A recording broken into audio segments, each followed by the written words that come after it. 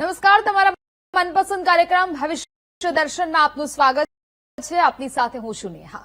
ભવિષ્ય દર્શન બરોજ પર ચર્ચા તેના વિશે પણ જો તમારી આજે જન્મ તારીખ છે, તમારી મેરેજ એનિવર્સરી છે, તો આખું છે તેને લઈને પણ આપણે ચર્ચાઓ કરતા હોઈએ છીએ.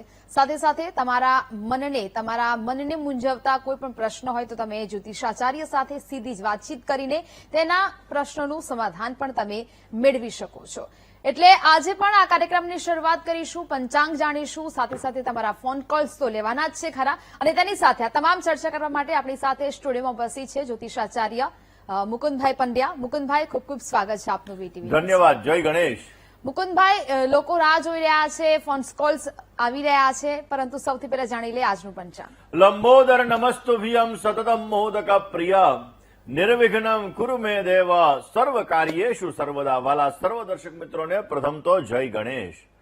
દર્શક મિત્રો, એવું કહેવાય કે કલયુગમાં પરચા પૂરે હનુમાનજી, અને આ હનુમાનજી મહારાજ કે જે કલયુગની અંદર પરચા પૂરતા હોય છે અને દરેક વ્યક્તિઓના દુઃખને દૂર કરતા હોય છે. એટલા માટે તો કહેવાય કે હે દુઃખ ભંજન, હે ભય ભંજન, કે જે દુઃખનો પણ નાશ કરે છે, ભયનો પણ નાશ કરે છે, કષ્ટોનો પણ નાશ કરે છે, એવા દુઃખ ભંજનના નામ, કષ્ટ ભંજનના નામ આપણી મનોકામનાઓને પૂર્ણ કરે છે. દર્શક મિત્રો, આજે ખાસ આપણે આ જ સબ્જેક્ટ ઉપર ચર્ચા કરવાની છે કે શનિ જે કર્મનો કારક ગ્રહ છે, જે કર્મની પીડા આપે છે, જે શનિની સમસ્યાઓમાં આપણે પીડાઈ રહ્યા હોઈએ છીએ, આ શનિની પીડાને મુક્ત કરવા માટે એવું કહેવાય છે કે હનુમાનજી મહારાજની આરાધના દરેક વ્યક્તિની મનોકામનાઓને પૂર્ણ કરે છે. એટલા માટે દર્શક મિત્રો, હનુમાનજીના એવા નામ કે જે નામ તમારા રોગોને દૂર કરી શકે, જે નામ તમારા કષ્ટોને દૂર કરી શકે, જે નામ તમારી દરિદ્રતાને દૂર કરી શકે, જે નામ તમારી સમસ્યાઓને દૂર કરી શકે. ને દર્શક મિત્રો, કયા એવા નામનો તમારે જપ કરવો જોઈએ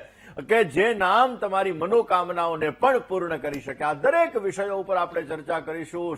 શનિને લગતી સમસ્યા માટે હનુમાનજી મહારાજના નાના નાના ઉપાયો તમારી કેવી રીતે મનોકામનાઓને પૂર્ણ કરી શકે, આ દરેક સબ્જેક્ટ ઉપર ચર્ચા કરીએ. પરંતુ શરૂઆત બિલકુલ મુકુંદભાઈ, આજે શનિવારનો દિવસ છે, શનિવારે હનુમાન દાદાને લોકો પૂછતા હોય છે, આજનું દિન વિશેષનું મહત્વ શું છે? દર્શક મિત્રો, શનિવાર અને મંગળવાર આ બે દિવસ હનુમાનજી મહારાજની લોકો આરાધના કરતા હોય. એમાં એવું કહેવાય કે કલયુગનો અંદર તો જે 7 ચિરંજીવીઓ છે, અશ્વત્થામા બલિર્વ્યાસ હનુમાંશ્ચ વિભીષણ કૃપઃ પરશુરામશ્ચ સપ્તૈત્યચિરંજીવિનઃ, આ 7 ચિરંજીવીઓ છે ને આ 7 ચિરંજીવીઓમાંના એક ચિરંજીવી એટલે રામ ભક્ત હનુમાનજી મહારાજ. દર્શક મિત્રો, એ હનુમાનજી મહારાજ કે જેને પોતાની યાદ શક્તિનું વિસ્મરણ થઈ ગયું હતું ને જ્યારે એને યાદ દેવડાવવામાં આવે છે અને સમુદ્રને પાર કરીને લંકાની અંદર જાય છે, લંકાની અંદર જઈ કે જ્યારે નાનું સ્વરૂપ દેખાડવાનું હોય, માતા સીતા પાસે જઈ અને પોતે નાનું સ્વરૂપ ધારણ કરે છે અને ખાસ માતા સીતાને પોતે વંદન અને પ્રણામ કરે છે કે જે અષ્ટ સિદ્ધિ નવનિધિ કહેતા હતા, જે 8 સિદ્ધિ જેની અંદર છે, નવનિધિ જેને ખાસ કરીને પોતે સિદ્ધ કરેલી છે, એવા હનુમાનજી મહારાજ કે જે પોતાના જીવનની અંદર દરેક પ્રકારના કાર્યોને સિદ્ધ કરી શકે છે. એ હનુમાનજી મહારાજ જ્યાં વિરાટ સ્વરૂપ દેખાડવાનું હોય ત્યાં વિરાટ સ્વરૂપ દેખાડે છે અને ત્યારબાદ જ્યાં નાનું સ્વરૂપ. અને દર્શક મિત્રો, એ જ હનુમાનજી મહારાજના ચરિત્રની અંદર આપણે એ જ વસ્તુ શીખવાની છે, આપણે એ જ વસ્તુ એના જીવન ચરિત્રની અંદર શીખવાની છે કે જે જગ્યાએ તમારે નાનું દેખાવાનું હોય, તમે ગમે તેટલા મોટા બની ગયા હોય, કારણ કે નાનેથી મોટું બનવું થોડું અઘરું છે, પણ મોટેથી નાનું બનવું એ બહુ જ અઘરી વાત છે. કારણ કે તમારા જીવનની અંદર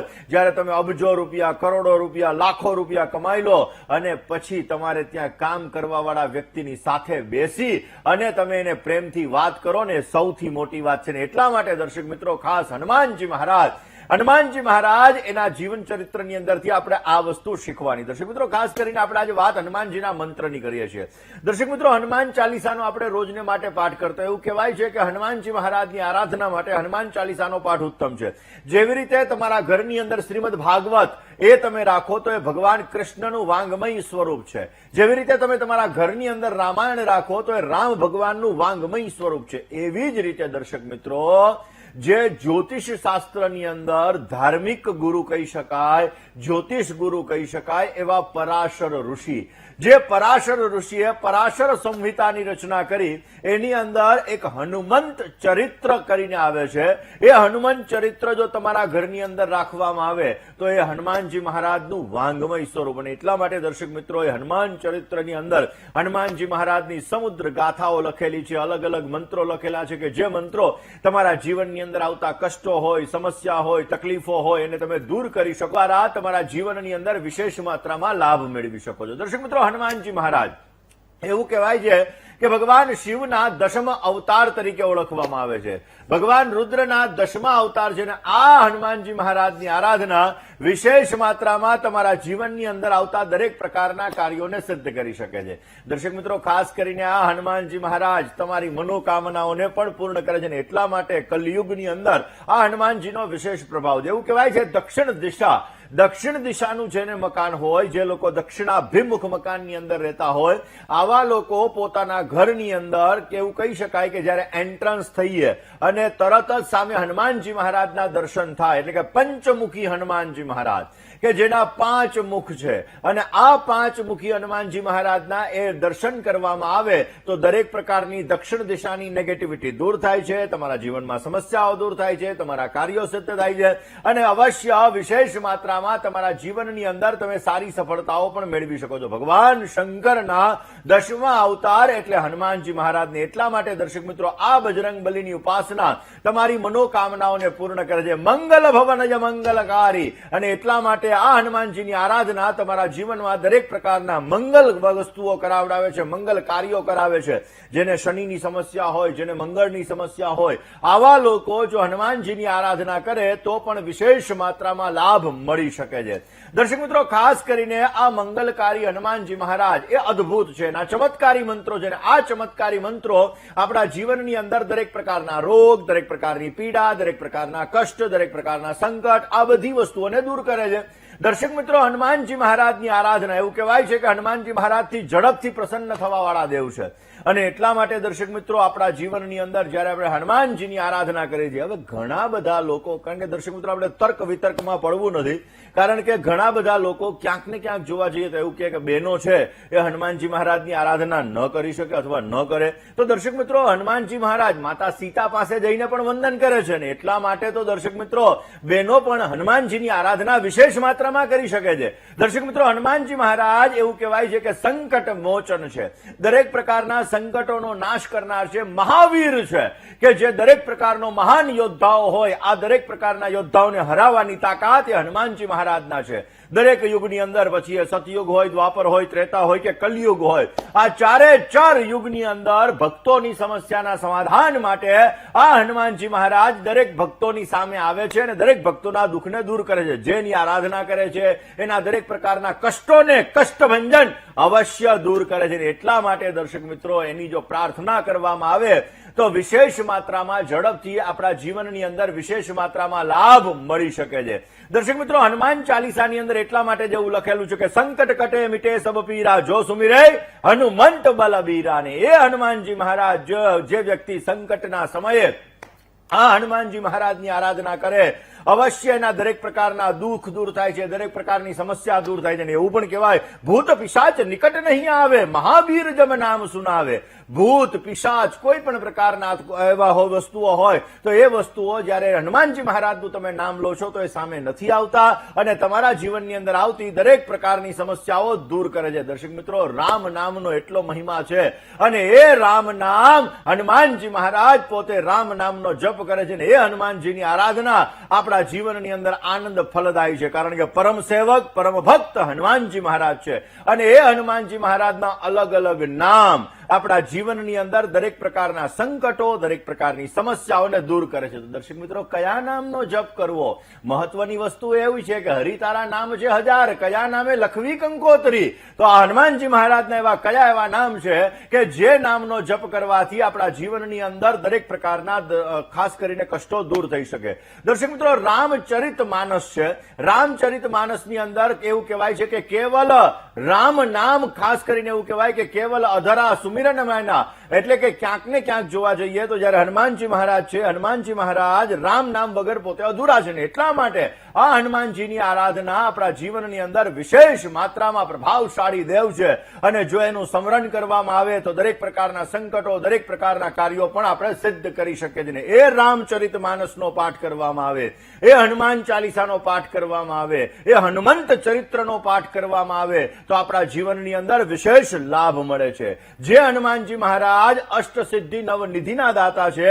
એ હનુમાનજીની આરાધના, એ હનુમાનજીના 12 નામ આપણી મનોકામનાઓને પૂર્ણ કરે છે. એમાં પહેલામાં વહેલું નામ છે હનુમાન. એ હનુમાનનું નામ આપણા જીવનની અંદર વિશેષ પ્રકારના દરેક પ્રકારના દુઃખો હોય, રોજ સવારના પોરમાં ઓમ હમ હનુમતે નમઃ આ મંત્રનો જો વિશેષ માત્રામાં જપ કરવામાં આવે તો જીવનની અંદર આવતી દુઃખ, જીવનની અંદર આવતી સમસ્યા, જીવનની અંદર આવતા કષ્ટો અવશ્ય આપણે દૂર કરી શકીએ છીએ. બીજું નામ છે એની માતા સાથે જોડાયેલું, ઓમ અંજની સુતાય નમઃ. આ અંજની સુતાય નમઃ મંત્રનો જપ કરવાથી આપણા જીવનની અંદર ચંદ્રને લગતી, શનિને લગતી કોઈ સમસ્યા હોય, મેન્ટલી ડિસ્ટર્બન્સ થતું હોય તો આ સમસ્યાઓ આપણે અવશ્ય દૂર કરી શકીએ છીએ અને એના દ્વારા આપણા જીવનને, મનને મજબૂત બનાવી શકીએ છીએ, આપણા કાર્યોને આપણે સિદ્ધ કરી શકીએ છીએ અને વિશેષ માત્રામાં લાભ મેળવી શકીએ. દર્શક મિત્રો, ત્રીજું એનું નામ છે કે જે પોતે વાયુપુત્રાય નમઃ, કે જે પોતે વાયુપુત્ર, કે એવું કહી શકાય કે હનુમાનજી મહારાજ પોતે સમુદ્રને પાર કરવા માટે આકાશની અંદર, હવાની અંદર ઉડી અને પોતે ગયા હતા. અને એ હનુમાનજી મહારાજ સમુદ્રની અંદર આવતા દરેક પ્રકારના કષ્ટોને દૂર કરી અને લંકાની અંદર પહોંચ્યા હતા. અને એ લંકાની અંદર, આખી લંકાની અંદર એને માતા સીતાને ગોઈતા, છેલ્લે ન મળ્યા અને છેલ્લે પોતે વનની અંદર જઈ, એટલે કે ન્યા વનની અંદર જાય છે અને ન્યા પોતે નિરાશ થઈ અને રામ નામનો મનની અંદર જપ કરે છે અને એ જપથી એને બલવાન થાય છે અને એ જપથી એના બુદ્ધિ ક્ષમતાની અંદર અને એનું કોન્ફિડન્સ લેવલ વધે છે. ને ત્યારે એમ કે છે કે મેં આ વનની અંદર તો નથી ગોઈતા, ને ત્યારે માતા સીતા ત્યાં મળે છે. ને એ વાયુપુત્રાય નમઃ મંત્રનો જો જપ કરવામાં આવે તો પણ અવશ્ય આપણા જીવનની અંદર જે નેગેટિવ વિચારો ચાલી રહ્યા હોય આ વિચારો દૂર થાય છે, પોઝિટિવિટી ક્રિએટ થાય છે અને વિશેષ માત્રામાં લાભ મળે છે. ઓમ મહાબલાય નમઃ. ચોથું નામ છે ઓમ મહાબલાય નમઃ, કે આપણા જીવનની અંદર જ્યારે આપણને એમ લાગે કે આપણું કોન્ફિડન્સ ઘટી ગયું છે ને ત્યારે જો આપણે આ રામ મહાબલાય નમઃ મંત્રનો જપ કરીએ તો વિશેષ લાભ મળી શકે. એ હનુમાનજી મહારાજ કે રામ ભગવાન એના ઈષ્ટદેવ છે, કે જે રામ ભગવાનના ખાસ કરીને જ્યારે માતા સીતાને લઈ અને પરત ફરી જાય છે ત્યારે દરેક ભક્તોને કંઈક ને કંઈક પોતે આપતા હોય છે. ત્યારે હનુમાનજી મહારાજને એમ કે છે કે તારે શું જોઈએ છે? કે મારે તો રામ અને સીતાને એટલા માટે છાતી ચીરી અને પોતે બતાવે છે કે એના છાતીની અંદર પણ રામ અને સીતા, લક્ષ્મણ રહેલા છે ને એટલા માટે દર્શક મિત્રો ખાસ એ રામેષ્ઠાય નમઃ જો આ મંત્રનો વિશેષ માત્રામાં જપ કરવામાં આવે તો પણ આપણા જીવનની અંદર આવતી દરેક પ્રકારની સમસ્યાઓ દૂર થઈ શકે છે. આ 5 નામની વાત કરી, હજી આગળ આપણે 7 નામ વિશે ચર્ચા કરવાની છે કે જે 7 નામો, ટોટલ 12 નામો તમારા કષ્ટોને કેવી રીતે દૂર કરી શકે આ જ વિષય ઉપર દર્શક મિત્રો આપણે ચર્ચા કરતા રહીશું. પરંતુ આજે આગળનું રાશિ ભવિષ્ય પણ જાણવાનું છે, નાની નાની વાસ્તુની ટિપ્સ પણ જાણવાની છે, એ પણ આપણે જાણતા રહીશું. જય ગણેશ. બિલકુલ મિત્રો, હનુમાનજી મહારાજનું એક એવું નામ છે કે જે છઠ્ઠું નામ તરીકે આપણે ઓળખીએ છીએ, એ નામ છે ફાલ્ગુન સખા.